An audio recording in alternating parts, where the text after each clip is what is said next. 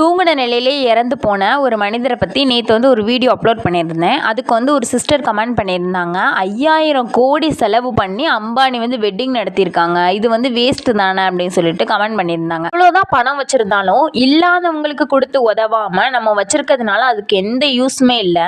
உண்மையான பணக்காரங்க யார் தெரியுமா? அதுக்கு ஒரு பிக்கஸ்ட் எக்ஸாம்பிள் அது வந்து நம்ம ஹர்ஷா சாயை சொல்லலாம். ஹர்ஷா சாய் வந்து இவங்களும் ஒரு பணக்கார வீட்டு பையன் தான். ஆனால் அந்த பணத்தை வந்து அவங்க நினச்சா வேறு வழியில் செலவு பண்ணியிருக்கலாம். அவங்களோட தேவைகளை நிறைய அவங்க பூர்த்தி பண்ணியிருக்கலாம். அப்படி இல்லாமல் எத்தனையோ மக்களுக்கு தேடி தேடி போய் உதவி பண்ணுறதுக்கு ஒரு மனசு வேணும். இது வரைக்கும் எந்த ஹேட்டர்ஸுமே இல்லாத யூடியூபர்னா அது இவங்க மட்டும்தான். இவ்வளோ பேருக்கு ஹெல்ப் பண்ணுறீங்க, இந்த பணம்லாம் உங்களுக்கு எங்கேருந்து வருதுன்னு கேட்டதுக்கு என்னோட சேனல் மூலியமாக இருந்து வருது அப்படின்னு சொல்கிறாங்க. ஆனால் இது உண்மையிலேயே ஃபேக்டா என்னன்னு தெரியல. ஏன்னா அந்த அளவுக்கு பல்கான அமௌண்ட்டாக இவங்க ஹெல்ப் பண்ணுறாங்க. இவங்க பண்ணுற ஒவ்வொரு சோசியல் சர்வீஸும் அத்தனை பேரோட மனசையுமே கொள்ளையடிச்சிட்டு போகிற மாதிரி இருக்குது. உங்களுக்கு ஹர்ஷா சாய் பிடிக்கும்னா கமெண்ட் பண்ணுங்கள்.